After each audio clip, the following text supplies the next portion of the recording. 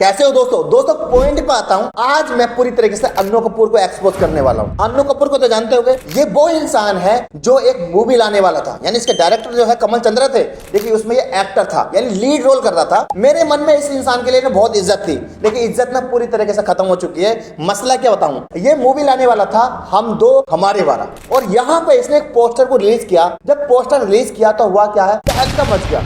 मतलब एक तरह से पूरी दुनिया से लोग खड़े हो गए कि ये मूवी बैन हो जानी चाहिए, और ओबियसली मुस्लिम लोगों ने कहा ये मूवी बैन हो जानी चाहिए, क्योंकि ये एक तरीके से ये पूरी कौम को बदनाम करने के चक्कर में है, और ये रियल वाली बात थी। और इसी का सहारा लेकर बहुत सारे न्यूज आर्टिकल आप देख सकते हो जहां पर मुस्लिम जनसंख्या विस्फोट इस तरह के आर्टिकल का सहारा लिया गया। यानी ये वो इंसान है जो 2014 के बाद जो नकली देशभक्ति मैदान में आई है ना इंडिया में, उसी का ये एक हिस्सा है कि किस तरीके से इसे जो है लोगों को खुश करना था, उस प्रोपेगेंडा को आगे बढ़ाना था, और इसे उसी रास्ते पे जाना था जिस रास्ते पे विवेक अग्निहोत्री गया था। अब दोस्तों इस वीडियो में ना पूरी तरीके से हम पोस्टमार्टम करने वाले हैं इनकी इस मूवी का कि एक्चुअल में रियलिटी क्या है। और आज मैं आपको बताने वाला हूं किस तरीके से बॉलीवुड जो है अपनी मूवीज को बेचता है, नाम को बेचता है, लोगों को बेचता है, इमोशन को बेचता है सिर्फ अपने प्रॉफिट के लिए, और ये एक्चुअल में किसी के भी नहीं है। मैं दोस्तों बता देता हूं, हम दो हमारे वाला, ये स्लोगन आपने सुन रखा होगा, लेकिन ऐसा नहीं था, ये था हम दो हमारे दो। ये कांग्रेस ने अपने समय यूज किया, इसको बीजेपी ने भी यूज किया। अब यहाँ कोई बुरी बात नहीं है, मतलब है था कि आपको पता जनसंख्या में भारत जो है पूरी दुनिया में दो ही नाम आते हैं, चाइना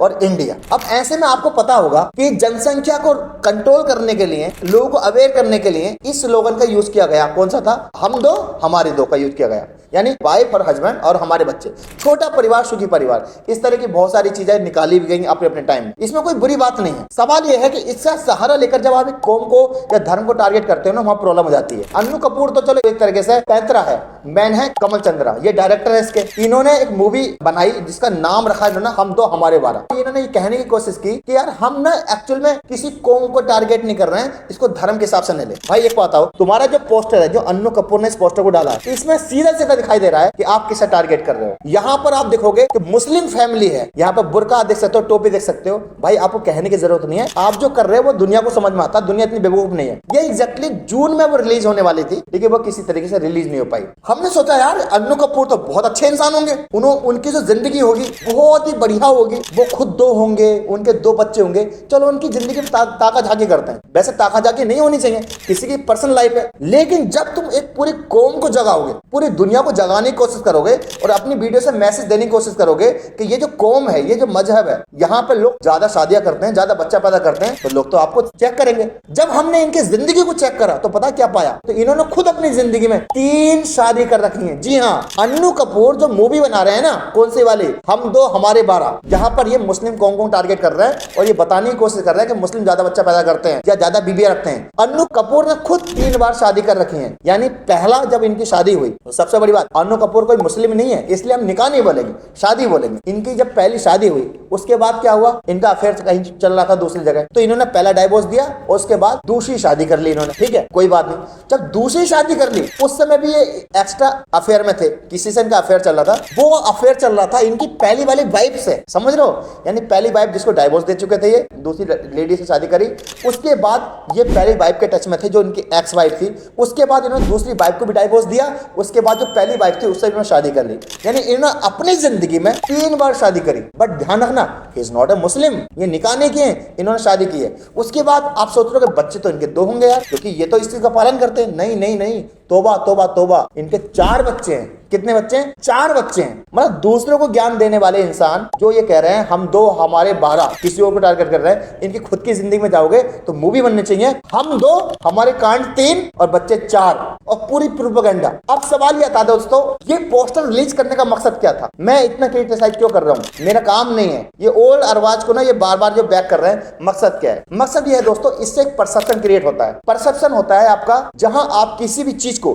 भ्रम चीज को आप रियल मानने लग जाते हो, उसे बोलते हैं इल्यूजन टू रियलिटी। ये कैसे काम करती है, मैं आपको एग्जांपल देता हूं। आपने बचपन में सुन रखा होगा कि जो कच्चा दूध होता है ना, कच्चा दूध मिल्क होता है, इसमें अगर आप पेंसिल के छिक्कल डालोगे तो वो रबड़ बन जाएगी सुबह को। ये हम सबने सुन रखा था, आपने भी सुन रखा होगा और आपने कभी ट्राई भी किया होगा।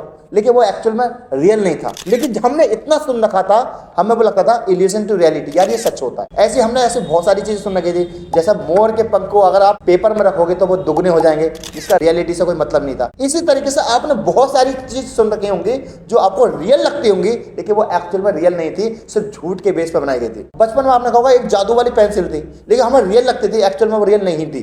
यानी ये मार्केटिंग थी, इसको बेचने का तरीका। जब ऐसे लोग अन्नू कपूर जैसे, जिसके लिए एक इंडिया में एक इज्जत थी पहले, अभी इज्जत नहीं है, ऐसे लोग इस तरह के पोस्टर रिलीज करेंगे, और मैं कहता हूं अगर उस मूवी में कोई भी चीज गलत नहीं थी, वो मूवी अभी तक रिलीज क्यों नहीं हुई?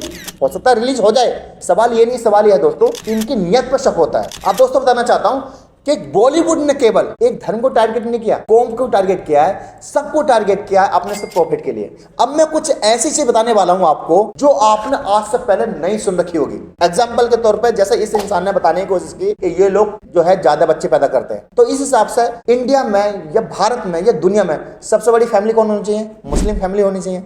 रियलिटी क्या है मैं आपको बताता हूँ। रियलिटी है कि दुनिया की सबसे बड़ी फैमिली जो है भारत में रहती है, वो जगह है मिजोरम, और ये टूरिस्ट पॉइंट है, क्योंकि इस फैमिली में 167 लोग रहते हैं। और जो उसका मुखिया है, उसने कितनी शादी करी? 39। उसने निकाह नहीं किया, लेकिन निकाह तो जब होता है वो जब मुस्लिम नहीं था, तो उसका निकाह नहीं हुआ, उसकी शादी हुई। और कितनी हुई?